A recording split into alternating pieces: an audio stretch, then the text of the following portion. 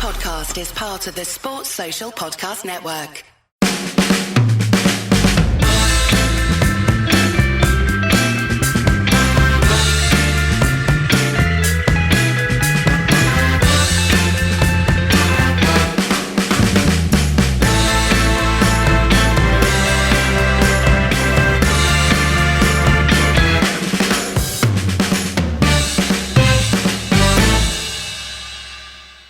Well, a very happy new year, Ed, and happy new year to all the listeners, and especially happy new year to the good people of Manchester United Football Club who have blessed us in the absence of this podcast with 4 wins and a draw. I don't know, we talked just before we finished, we talked about how we'd know a lot more about United by the time this Christmas period was over. I guess if we take that to still be true, what we know about United is they're good. Are we good? Might be good. Might be good. There are, as we were just talking off air, some parts of United's game that are not good, and we are one unfortunate injury away from probably not being very good in attack either. And so, on that sort of precarious basis, we have risen to joint top of the table. Boo! Boo! No, I am jesting, of course. I do not believe in this. But since the official Liverpool account claimed they were joint top earlier this season, I think it's all right, isn't it? Anyway, those of you who were wanting Ollie out as your Christmas present, I'm afraid you were rather disappointed. Yeah, absolutely. Over this period. Because Ole... Were you disappointed, Paul? No.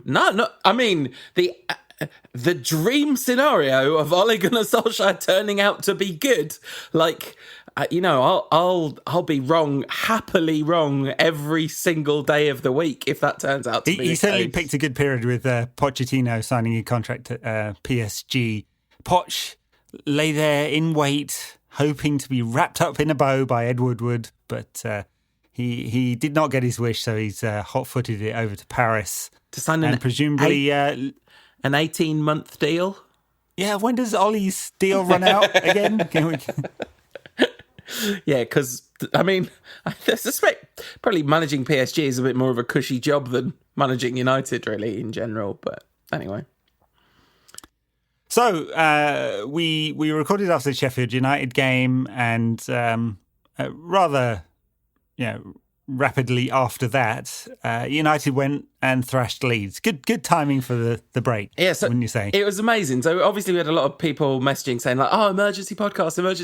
I was like, nope, I'm having an emergency Christmas holiday, no podcasting here. But I sort of celebrated the fact that I wasn't going to have to cover the game by putting Sky Sports on or whatever channel it was on, and then going and making some food, thinking, it doesn't really matter if I miss the first 15 minutes of this.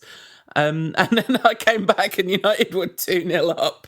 And I was really confused. It was 10 minutes on the clock when I was like, have I read that right? Has something strange happened? So I rewound it and watched Scott McTominay's absolute masterclass from the beginning. And do you remember earlier this season watching Leeds and going, oh my God, they are going to batter us? Well, it turns out, no, they're going to leave the most space you've ever seen in your life for Man United.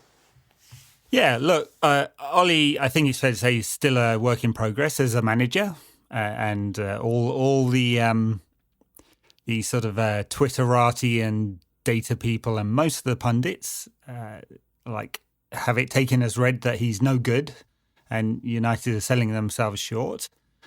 But the one thing we do know about Ollie is he finds systems for games, big ones, and he does have an analytical mind, and he is able to pick apart opposition's weaknesses, and in this case he was less worried about Leeds' high press than we were, and much more focused on countering Leeds flooding United's defensive zone with players. And certainly, the first 2 goals were nothing to do with the counter at all.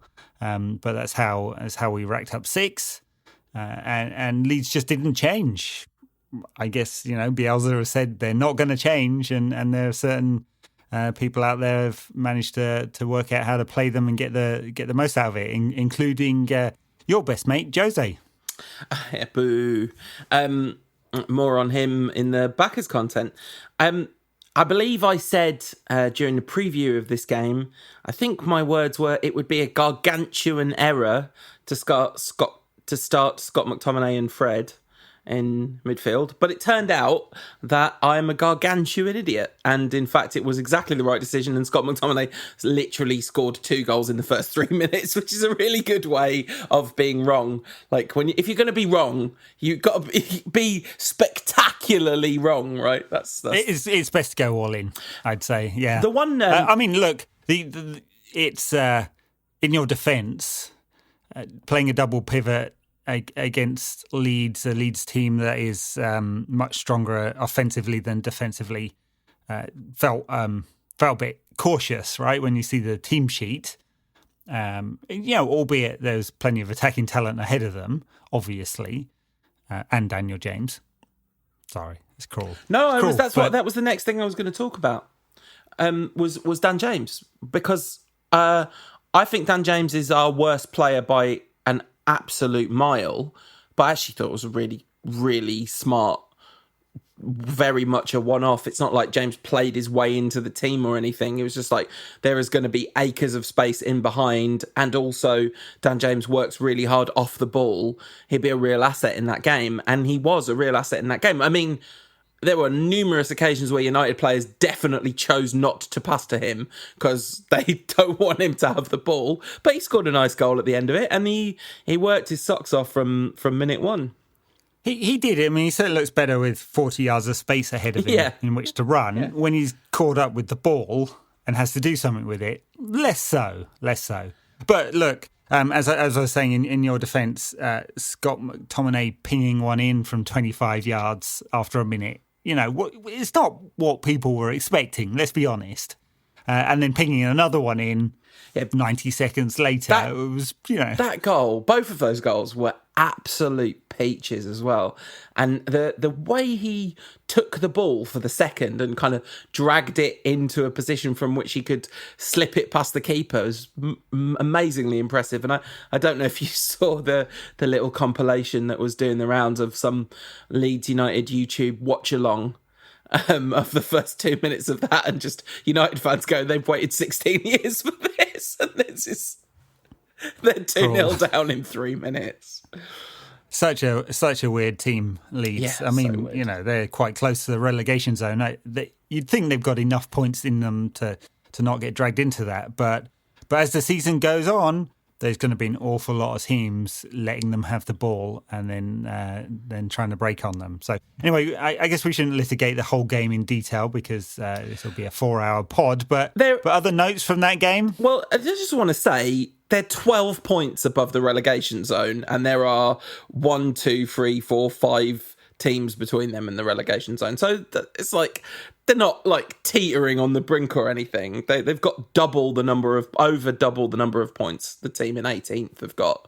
So I'm not sure that's particularly accurate. I mean, I know United fans get very upset when Bielsa gets any praise and Leeds get any praise, and Martin Tyler and Gary Neville were sort of very positive about Leeds all the way through that game. But I actually thought the reaction to that was a little misguided, because I don't think, well, certainly not Gary Neville, but Tyler, I think they were just saying they make football fun. Having Leeds around makes football fun, which it does. And there was a really good Gary Neville line where he was like, Martin Tyler was saying, hey, everyone likes Leeds now. That's a bit strange, isn't it? And Gary Neville said, fans aren't back yet.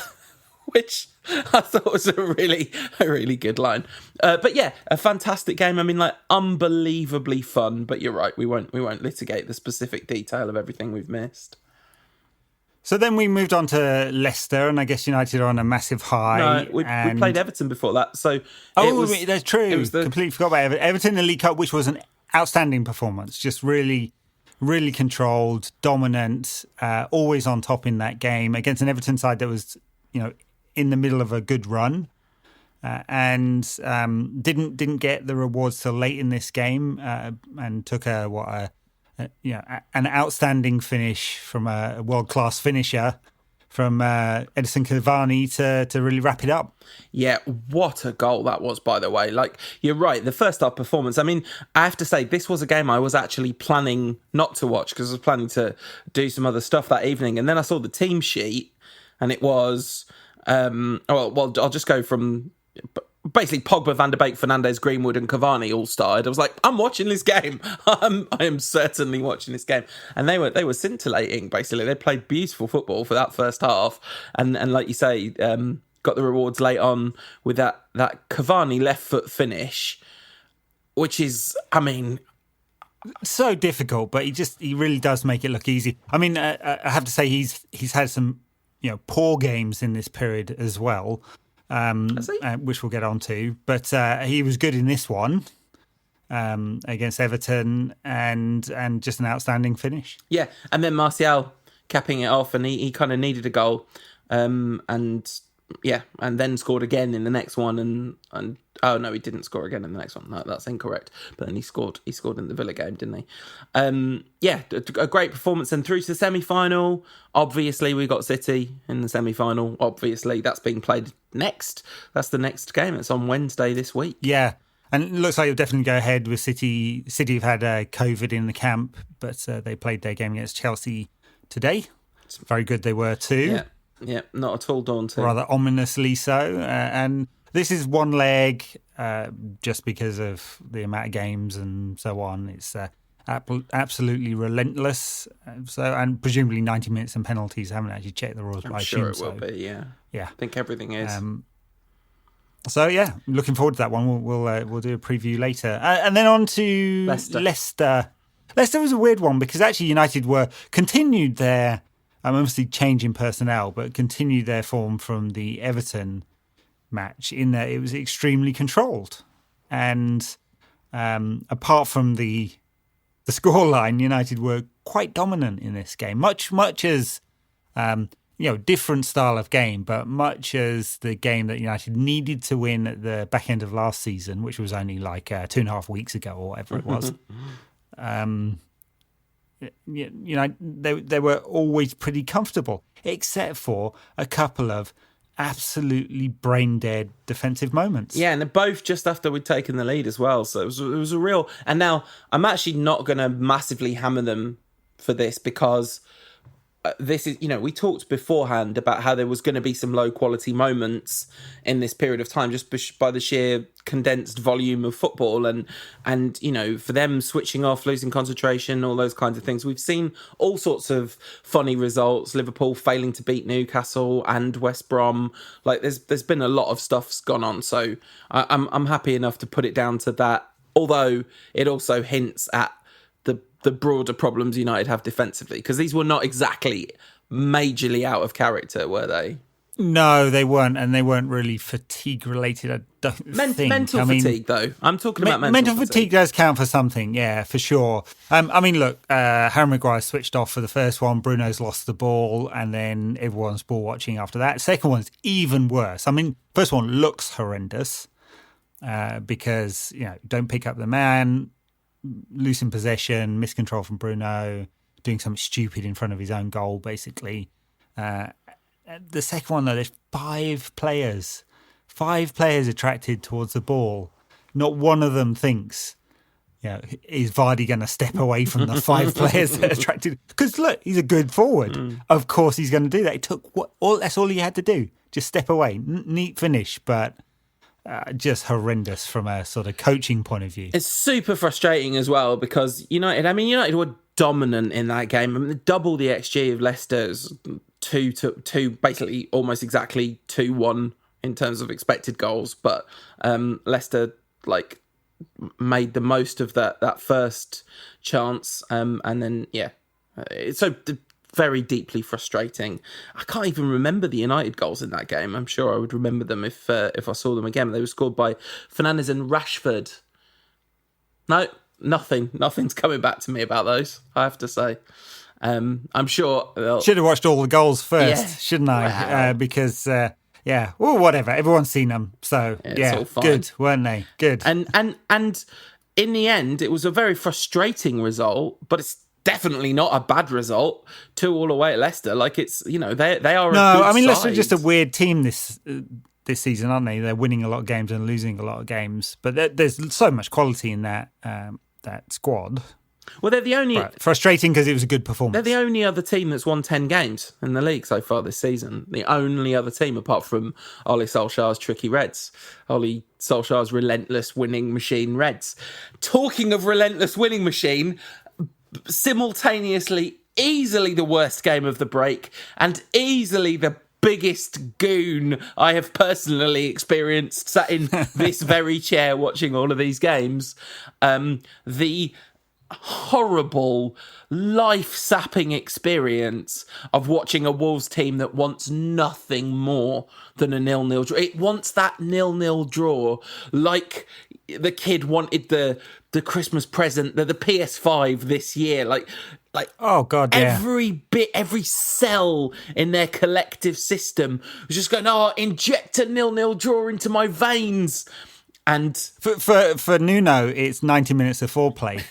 And then he's just waiting for the money shot of the clean sheet at the end. And we denied that him. I mean, what a bus parking, Mourinho stan, joy-killing, anti-football. Oh, God, and he's almost guaranteed to be the next United coach as well, because some bloody agent, we know which bloody agent, will recommend him to Ed Woodward. It's please just burn my eyes out if that happens. It's not going to. There's just zero chance. That's never going to happen. And a game like this is part of the reason why. I mean, I think there was a lot of jokes around of like people going like, how much of my life have I spent watching Man United against Wolves? It feels like a lot because everyone has watched. So we played them 7 times last season. There was barely a good game in there. Although actually the first game last season was the best half of football we played in the first half of the season. But the sheer, like, watching Roy Patricio time waste at 70 minutes at 0-0 against United. Like, a team that, by the way, like, if you want to try, they'll give you a chance. I did see people defending Wolves, and obviously Jimenez's injury, and they did have a bunch of injuries, and they'd played, I mean, this was horrible scheduling. We'd played 4 days earlier and they'd played 2 days earlier, which is ridiculous. That should never, and if we were the other way round, we'd be fuming at that. Oh, sure, yeah. And in fact, with the Leicester game coming early Saturday morning, Ollie made a big deal about that. And rightly so, because of the lack of preparation time. And it's deeply unfair on teams to have so much more preparation time. Or, having to turn it around in 48 hours is pretty unfair, but it's going to happen this season. Yeah. But to not have a level playing field when your opposition has had so much more prep time. But look, they played this way against a Park side, so it didn't change anything for them other than maybe they ran out of steam by the 92nd minute. And Rashford took full advantage. He kind of said like he'd seen that their fullback was struggling a bit, so he decided he was going to try and skin him the next time, and cut inside and one ricocheted in off Saïs. Yeah. I mean, look, this was frustrating for a long time. I mean, the pundits have it as a great defensive performance by Wolves, of course, because they always do little club versus big club. But United didn't create that much. I mean, there's the Bruno Fernandes opportunity in the first half, one from Edison Cavani, the header, and then the XG will have Edison Cavani as missing an open goal right near the end, but it's totally misleading, of course. Yeah, it was the one where Bruno jumped and kind of knocked it with the outside of his boot, nearly scored a cracker, and then the keeper pushed it out and Cavani overheaded it. Like, I don't understand that. That comes up as like a 0.75 XG chance, where it was actually like almost physically impossible to score the goal. Yeah, that's because that's all about pre-shot XG, not post-shot, because the post-shot I'm sure will be tiny. I haven't seen the data, but yeah. Anyway, frustrating, but Marcus took advantage of their hobbling fullback and finally shot, because he can. That's when he's at his best, right? Because stuff happens when he runs at someone, especially into the box, and takes a chance at a shot. And I'm never sorry to see Marcus Rashford shooting from whatever angle, because he makes stuff happen when he does that. When he's tentative and not quite sure about things, that's when we don't get the best out of him. Yeah, and so I went absolutely mad at that point because it felt like it was gone, and it was such a... I can't remember the specifics of the way that the other results had gone, but this one felt like it was a massive to turn that point into 3 points at that point. And I tweeted, like, that's not... Wolves haven't been hard done by there. They haven't shown any positive intent for about 30 games in a row, so they deserve everything that was coming to them. And I meant that slightly tongue-in-cheek, but only slightly. That game then was followed by... That, which was a terrible watch that United won in the end, was followed by... like, with the exception of the Leeds game, probably the most entertaining game of the break, a cracker for the neutral, I would imagine, featuring some really superb play by certain members of the opposition. But in the end, a fantastic and deserved United win as we beat Villa 2-1. Yeah, and a really good performance. I mean, obviously Villa have got their goal. And they've been in great form, and for all of 3 minutes it looked a bit dicey, didn't it? Right at the end, you mean? It was well, yeah, right at the end, and also the gap between them scoring and right, yeah. Bruno getting his customary penalty. And yes, Villa did push hard at the end. There was a game-saving tackle from everyone's favourite defender, But this was a deserved point, 3 points from United. Another good performance. I think it would be easy to underestimate how good Villa are. They massive upgrade, very good purchases in the summer. This allowed them to play in a way that, they do. They're not a 60% possession side. They do mix it up a bit. They do play a lot of games on the break because they have a lot of pace up front and people who can make stuff happen, especially from set pieces, which they're very strong at. But this is a very good Villa side, a big upgrade from last season, and very dangerous because they've been winning a lot of games. And Grealish is a superstar. I mean, he's having an unbelievable season, the highest expected assists in the league. He's just superb. He's superb to watch. He's incredibly productive. He is a phenomenal footballer, and it remains to be seen whether the size of his new contract at Villa is going, and his love for the club or whatever is gonna keep him there for any. I'm sure he's got some ambition. Surely. I mean, look, they've done well this summer, but Villa are not a club with their current ownership that are heading into Europe and all of that kind of stuff, right? So I don't know what the story they've told him about their ambitions, but the last 10 years at Villa should tell you something different if they told you a really upbeat and positive story. They've got a different They swapped owners, they? yeah. No, I know that, yeah. But we'll see. I mean, I wouldn't be surprised if there isn't some kind of, if not a gentleman's agreement, then an actual agreement on a fee that he's able to go for. But there aren't too many who could afford a 9-figure fee or whatever it is.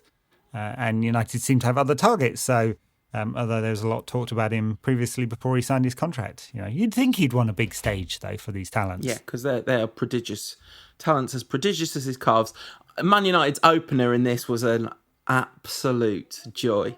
So it starts with Pogba, who, by the way, has... Guess what? Guess what I'm about to say? Has been absolutely superb almost all the way through the Christmas period. But he, his little flick over his head, and then he doesn't wait for the ball to come down. He takes advantage of his height and heads it onto Rashford. The touch from Rashford with the outside of his boot to Wan-Bissaka, who burns the Villa fullback for pace, puts in a beautiful cross, which Martial stoops for a diving headed number 9 finish. And I mean, this was... absolute liquid football, wasn't it?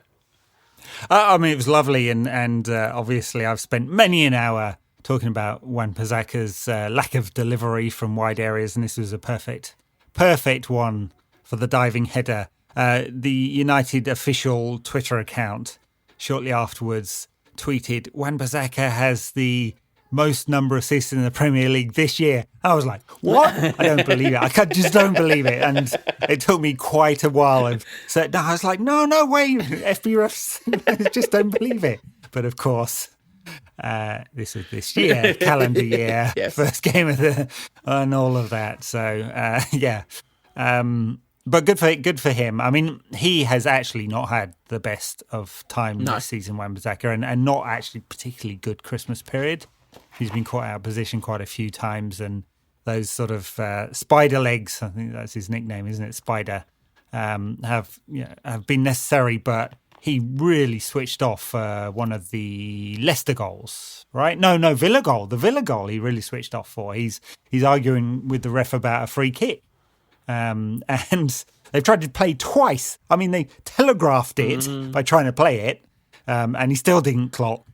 And so we saw sort of the best and the worst of Wan-Bissaka in one game. But good for him for getting the assist. And, he's a young player. I'm hoping the dip and the problems are part of his progress towards something better. Yeah, I'd be confident about that. Obviously, I know I've championed him for a long time, so that's not a surprise. Player I've not so much championed for a long time, who has been really impressive whenever he's played this Christmas. On the other side, Luke Shaw, who I thought was superb against Aston Villa. A lot of negative attention from one misplaced header in the first half, but a real threat going forwards, incredible energy and dynamism. Luke Shaw, the player that we all thought Luke Shaw was. And I don't want to be overly simplistic about this, but it does look like the arrival of Telles and a genuine competition for places definitely seems something's working anyway, for sure, at the moment. And he just looks, he was getting hammered on this show every week for, was it the beginning of this season?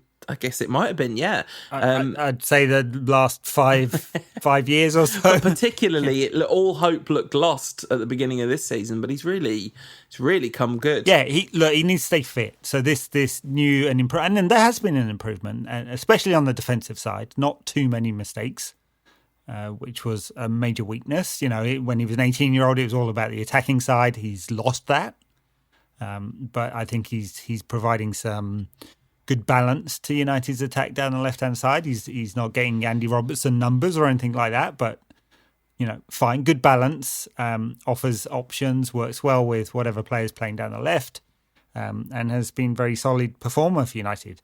Now, whenever that's happened in the past, he's got injured. Yeah. So his entire season really rests on him staying fit, because if he's not, Alex Telles will come in and as we saw in, what game was it? The Wolves game. Telles loves a cross, right? So he likes to get forward and put a cross. Not always super productive. He put 18 in against Wolves. That's probably a lie, but it was quite a lot. It felt like we'd never seen anything other than we'd always been watching Alex Telles cross the ball. That's how it felt in that game. But if it's Telles that is helping to prompt Shaw into a re-evaluation of his career and what it means to be a Manchester United player, then perfect. £18 million or whatever euros, I think it was.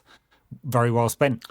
And talking of money well spent, we should spend some time lavishing praise upon a player who is, I've certainly found intensely frustrating occasionally, and a truly unique player in world football, but a player that is having, this isn't building up to a joke. I'm going to talk about Bruno Fernandes. I haven't got someone else in mind.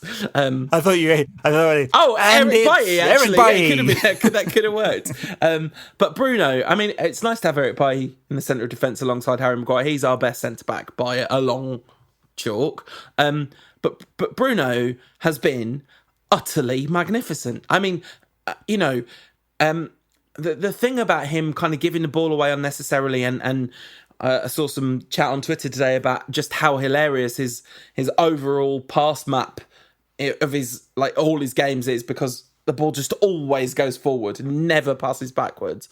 In the Villa game, there were a couple of times where he played a nice little simple pass, and it helped United so much. If he can add just 5 to 10% of the time to take a safer option, and I wonder whether the better the team is, the more he's going to do that. The more he's going to feel like he doesn't have to make something happen every single time he's on the ball. There's not much evidence of that so far, but No. yes. Yeah. And I think especially in European competition that is probably true, but it's like how many. Ollie talked about it. He brought it up at one of the press conferences over the Christmas period. He said it's he didn't use these words, but he basically said it's a gamble worth taking, which of course it absolutely. is, because his goal what's his goal contribution this calendar year? 30 odd. Yeah, right. I mean it's more than insane. More than games played. Since he signed for United, he's scored or assisted more goals than he's played games. Like that's absolute world football elite levels. And without Bruno Fernandes, I mean, there's a lot of players I like in this team, and there's a lot of good players in this team. But without Bruno Fernandes, United are not the second in the table, level on points with top. Like, obviously, he is an existential difference maker, and it's utterly clear that he's having an overall lifting, leading by example, leadership, all of that stuff. It oozes out of him, and he's a born leader. It's really obvious. He is. Now, outside of Bruno, I mean, he basically played the point of a diamond, although the way they set up at the beginning was basically 4-2-3-1, double pivot and Pogba off the left. And it looked like that for a lot of the game, Rashford off the right. But occasionally, more of a diamond. But, it worked for Pogba. Brilliant. In this situation. I mean, he was excellent. He wasn't quite as good against Wolves, but neither was anyone, really. It was kind of life. Bruno definitely wasn't. No. It's, they sucked the life out, sucked the colour out of a rainbow, could Wolves. Yeah, they could.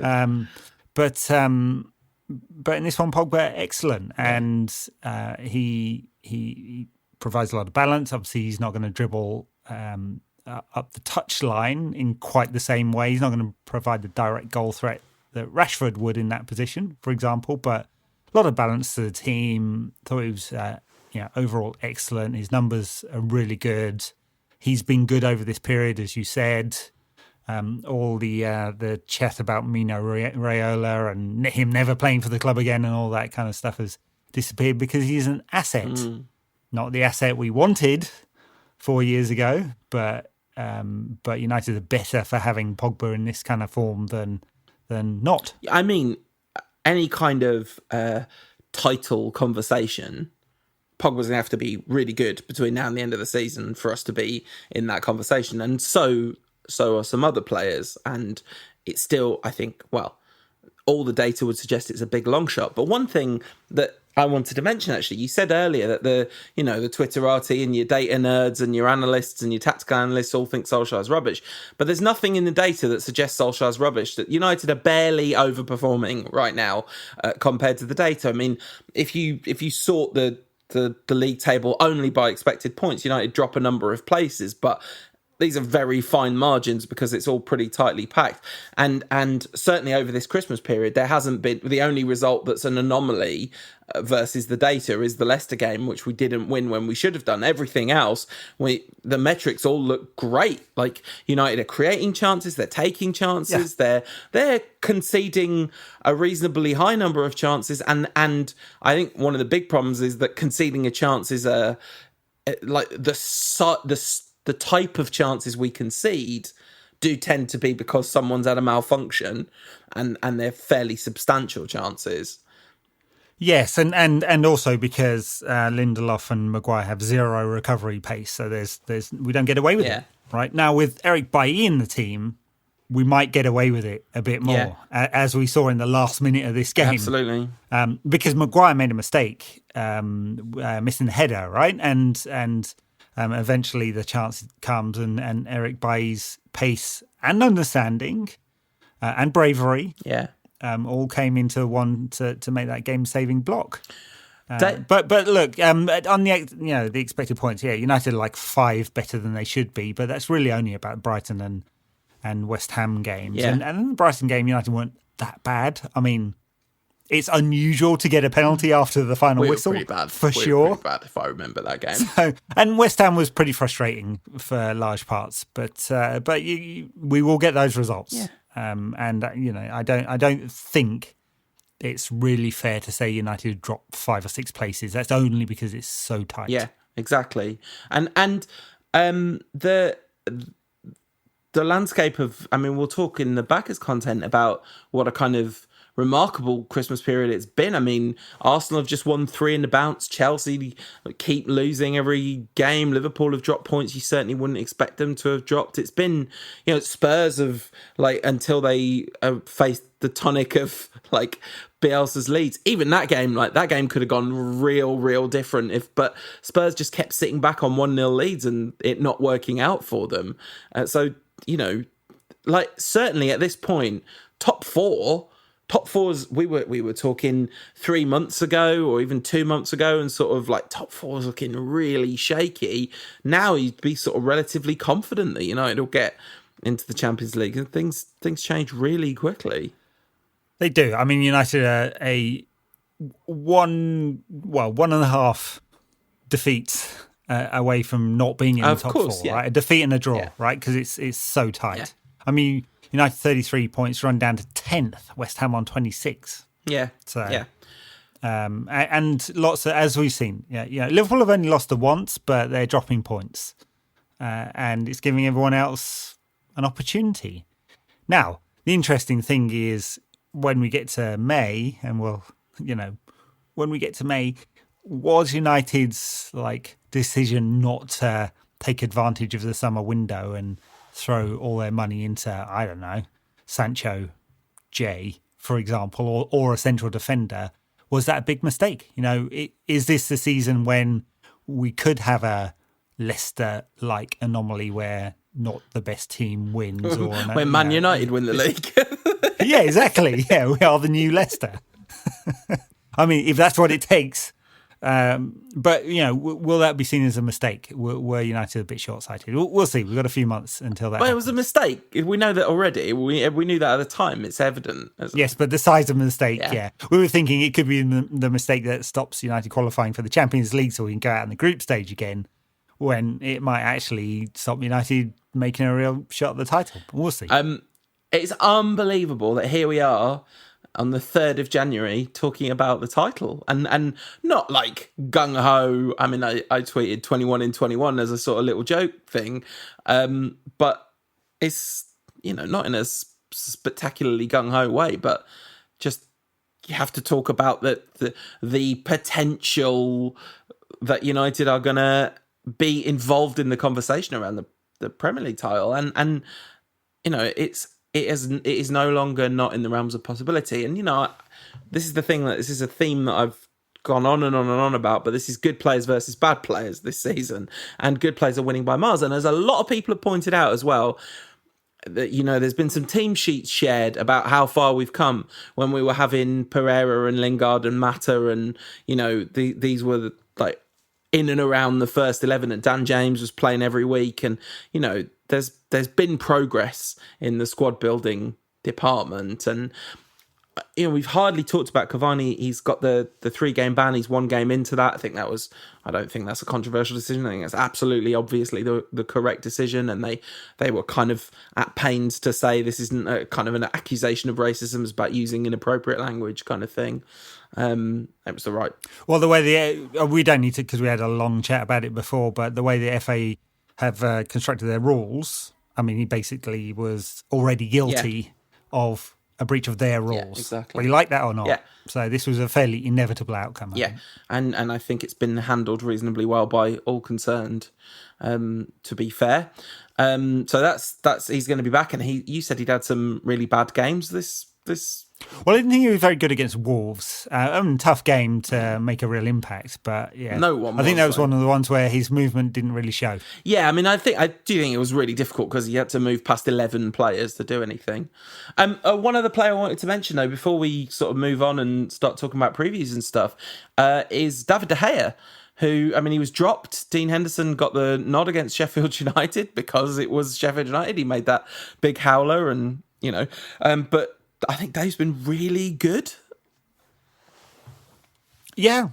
I mean, I think I said at the time I didn't think it was being dropped. I think that was a sentimental decision from Ollie, because he does that now and again. Because why Sheffield United?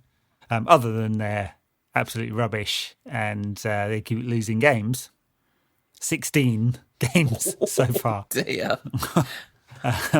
They were definitely in the game for a while the other day, as you like to say. on the backers content. But yes, maybe this is another one where competition has helped to sharpen his focus a little bit, as was hoped at United. Now, if we get to the end of the season and Henderson hasn't played very many games, then we might have a different problem. We'll have a player on a $100,000 a week contract that's not very happy. I mean, we had one in Sergio Romero who just swapped out $100,000 a week reserve goalkeeper, I suppose. But that's for another day. And presumably Henderson will play against City in midweek and will play in the Europa League games against Real Sociedad coming up whenever soon. February, yeah, it normally starts again. Yeah. I really only know that from Football Manager. Like that's why I have this sense that February is when you have to start thinking about Europe again. I guess another interesting point of conversation about the last month or so, or couple of weeks, is the form of Anthony Martial, who has taken a lot of criticism and not scored a lot of goals this season at all, after really upping his goal return and looking really like a number 9 last season, and barely having a kind of sustained dip in form. He has had a sustained dip in goal scoring form this season, but I do think he's actually, for the most part, even when he's not been scoring, he's been playing quite well.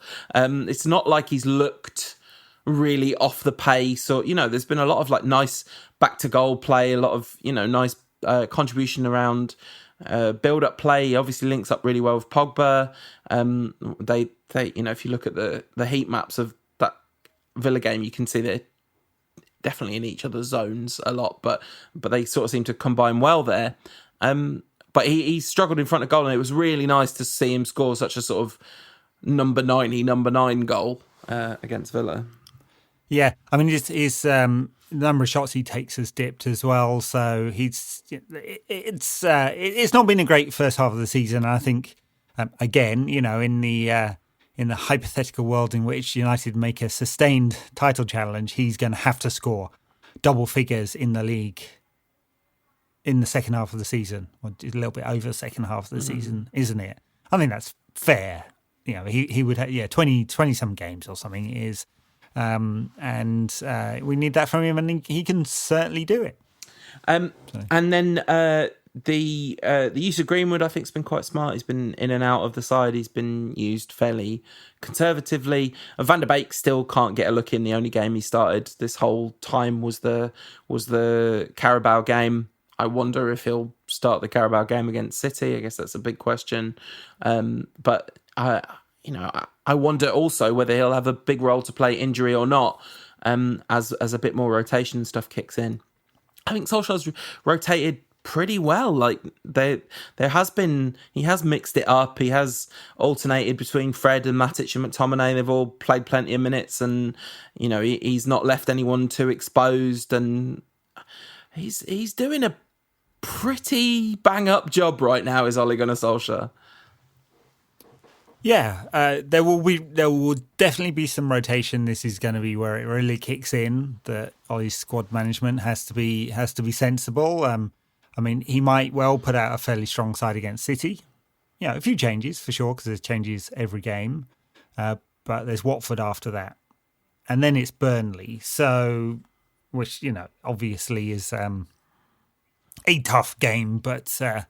One where you can afford to rotate a bit, and then it's Liverpool. I mean, it's completely relentless. There is apparently a week off between United playing away at Fulham and home to Sheffield United between the 20th and the 27th of January. FA Cup. I don't believe it. There's got to be another game in there somewhere. FA Cup 4th round, surely. FA Cup 4th round. That's why there's that's why there's the week off. Yeah. Okay, and presumably we will have a 4th round tie. Yeah, completely relentless, and before you know it, we're into February with those Europa League games. So he'll get some games, Donny. Yeah, I'm sure. But it's for the moment. I looked it up because there was a debate on Twitter, which I didn't join in, about whether he's been used or not, and because he has a lot, it looks like he's got a lot of appearances, but there are 14 players who've got more minutes than him this season. So that kind of suggests he's pretty much on the fringes. Yeah, absolutely. In that Villa game, there was a relatively contentious penalty, although what there actually was a completely uncontentious penalty that was treated as if it was contentious by the punditocracy. The Villa player clips Pogba's left leg, which pushes Pogba's left leg into his right leg, and he trips himself over. Not a dive. However, Pogba, not exactly shying away from the general diving thing by telling Luke Shaw, go over. He was right, though. Look, Pogba had a point there. I mean, it's you might want to say it, not demonstrate it, because the camera's obviously going to pick up on that. But you do not get the penalty unless you go down, right? So, in the Pogba's case, he's clipped and he's gone over, and it's not controversial other than because VAR looks at it, you can give it the headline, VAR gives United penalty. But yeah, the Luke Shaw one's definitely a foul. If he goes over, it's given. And Pogba got elbowed in the face by Tyrone Mings as well, and really does. Yeah, Anthony Martial would have something to say about that. Somehow that's okay, but getting a bit, tickling the opposition player is not. And also, saying VAR gave that penalty, it's like the referee blew and pointed at the spot, and then they checked whether he was wrong, and he wasn't. And my friend Connor did a really funny tweet. There's that Liverpool analyst that tweeted something about the number of touches in the box, because obviously we're all saying, well, we've got loads of players that dribble in the box, which is true. That's one of the reasons United get a lot of penalties, is they've got a lot of dribblers. And he was breaking down number of dribbles, number of touches in the box. Liverpool were way ahead. My friend Connor tweeted, yeah, because of course they got more touches in the box. As soon as our players go in the box, they get fouled. He's not wrong. He's absolutely not wrong. There was a segment that Keys and Gray had on beIN Sports. Very occasionally, I dial into beIN and check out what they've got to say. They are the dinosaurs you imagine them to be. But they were just kind of freewheeling it. Oh, I haven't really looked at this, but I imagine 20 of the 33 penalties United have had in the last calendar year. Or is it last calendar year? I guess 2 so. seasons? Last 2 seasons. Last season, yeah, whatever it is. I bet. Yeah. We're not right. It's dudes. But it shapes the conversation. Even on Match of the Day, the commentator on Match of the Day said something like, that doesn't look like a penalty to me. Now, in the analysis, Ian Wright was like, this is definitely a penalty. There's absolutely nothing controversial about this. I think Shearer and Lineker both pretty much agreed with him. But these things really do shape the narrative, and they shape the conversation. And because, a lot of United fans take great joy in the fact that other fans of other teams are now complaining about us again, which is hey, we're back, baby. I mean, Leicester have been awarded 4 more penalties than United, and Brighton have been awarded the same amount of penalties. So obviously, the gods of VAR are Leicester United and Brighton fans. We've talked a lot about Wolves. How Wolves were involved in a 3-3 draw is absolutely I cannot comprehend it. Worth saying, one of the Wolves goals was an own goal by a Brighton player, because Wolves cannot score more than 2 goals. It's written in their contract. So should we take a quick break and then come back and preview the City game? Is there anything else you wanted to say about the Christmas break? No. It's all been very jolly, it really has. Well, okay. Before we move on, what were your personal highlights of what did you enjoy the most out of all that fun football? I enjoyed the really super professional performance at Everton. Yeah.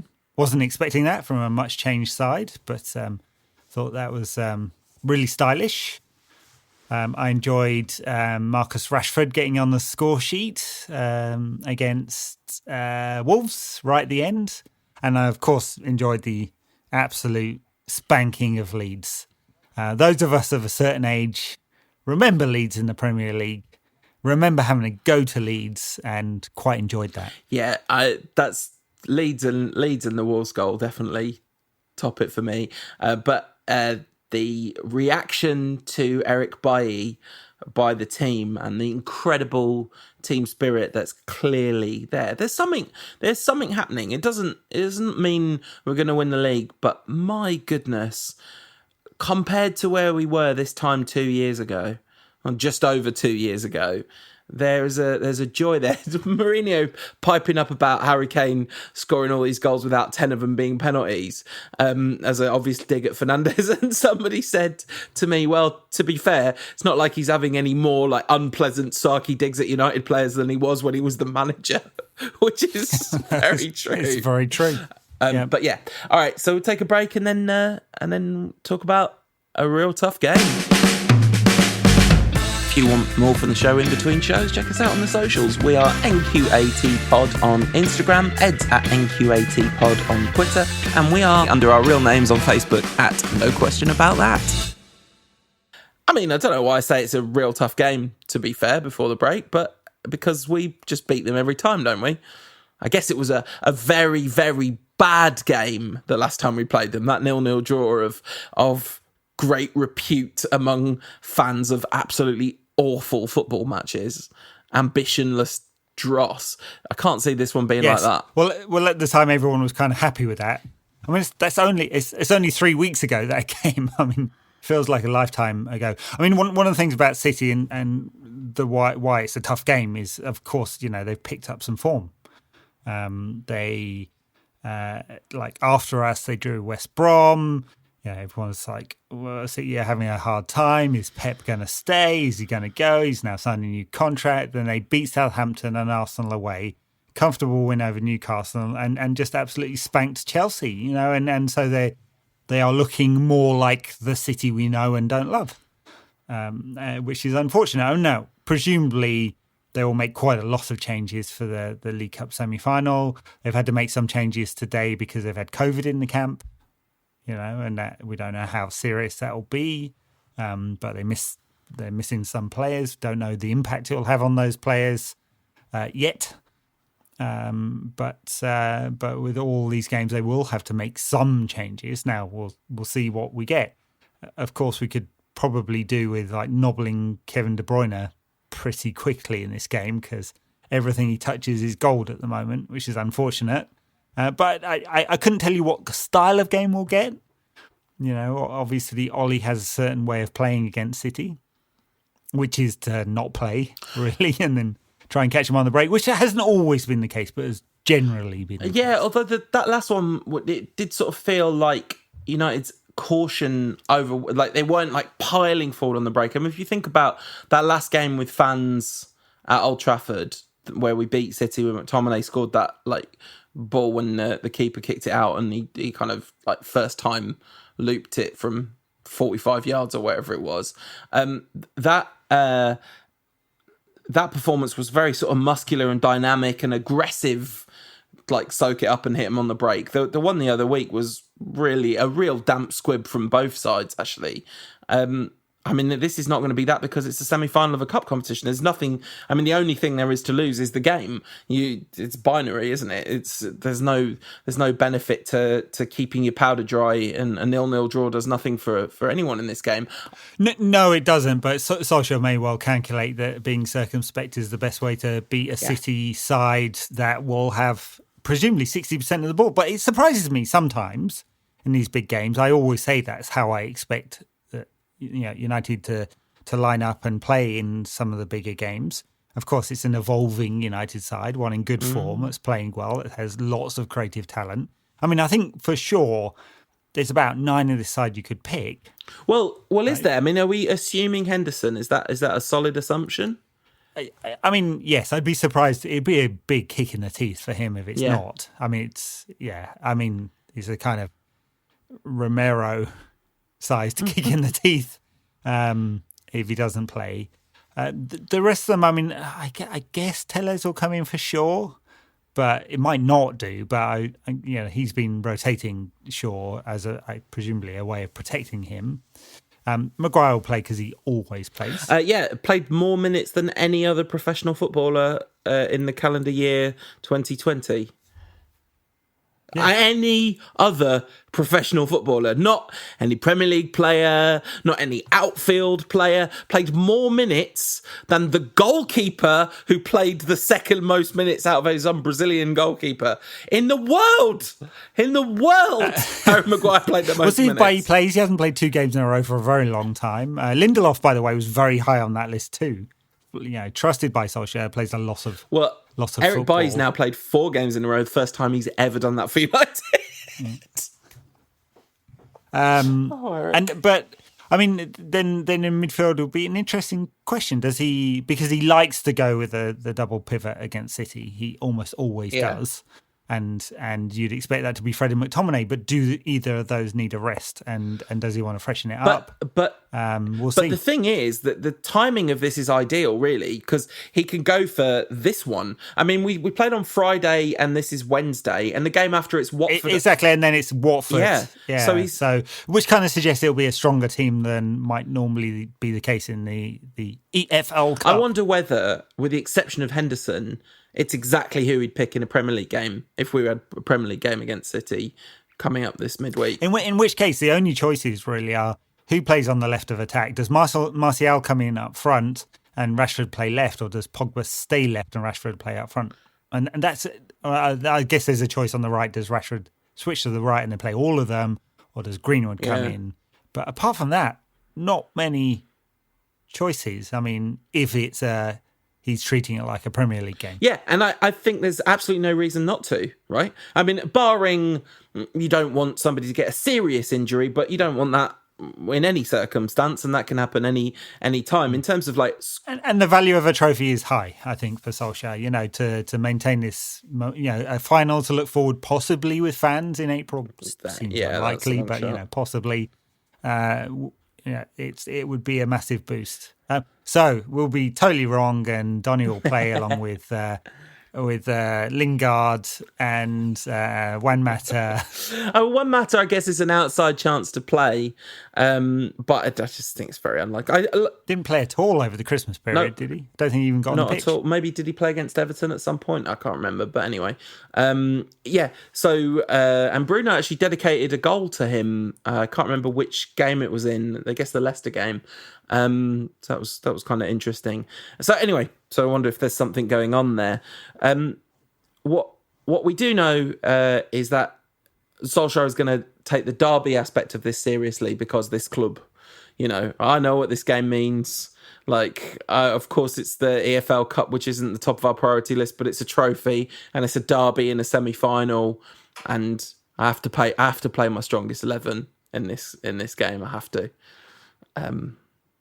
I feel like that seems like a pretty likely outcome. But as for what that will lead to, what's the result then? No idea. I mean, one of the things. So City are also have a home tie against Birmingham in the first round, in the third round of the FA Cup after this. So they'll play their full strength side. Well, barring the injuries and coronavirus stuff that they've got going on. Hopefully that outbreak spreads. Well, I mean, I don't wish ill. Are you sure you want to say, hopefully? Are you sure that that's the position you want on public record? Because you know that... Putting all rivalries aside, I hope they die, all right?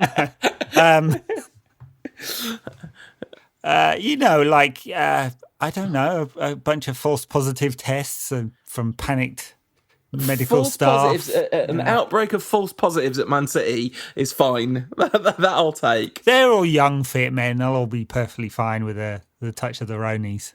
I mean, honestly, if you want to... Listeners, the difference between that take and the articles he sends to the WhatsApp group about how terrible it is, it's very different. So, and that... in all seriousness, it's actually been pretty nasty for a couple of footballers who've really struggled. But anyway, it's true. The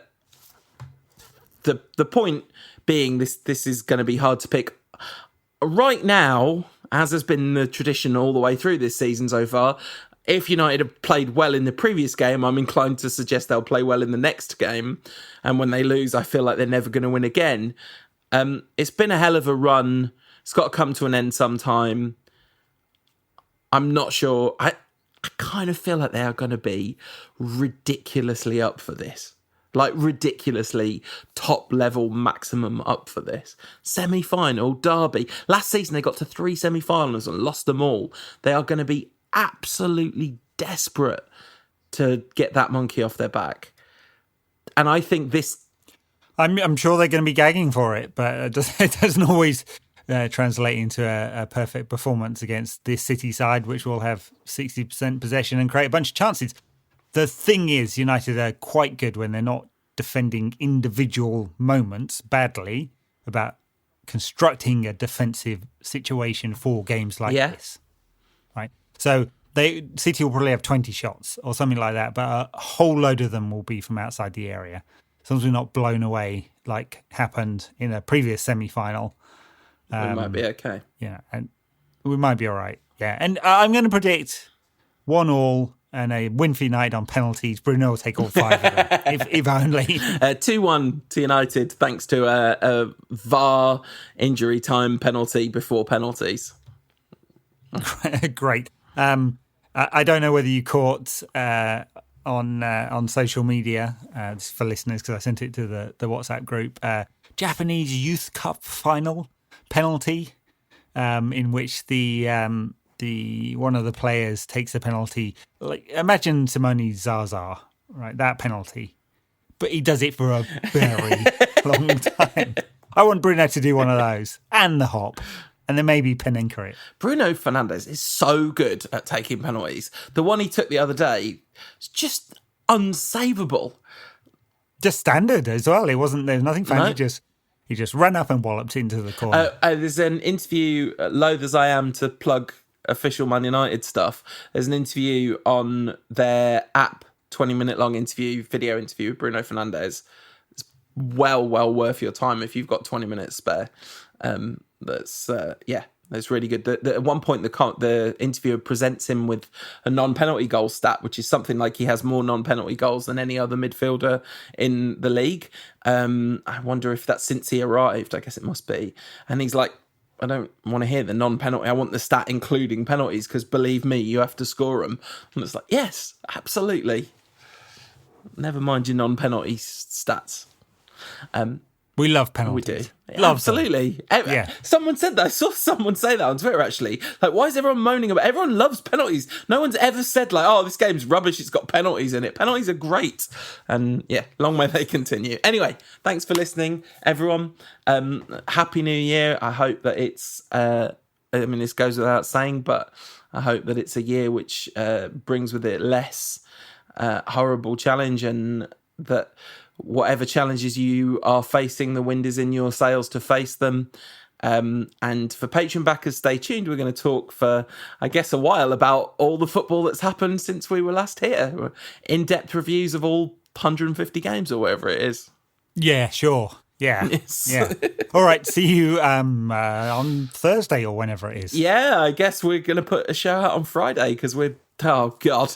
Oh, no, I'm all excited because it's the first show back, but then the second show back's always a killer. It's like, oh, yeah, got to keep doing this. You've got to let the adrenaline pump, Paul. Yeah. Anyway, have a great one, everyone. See you soon.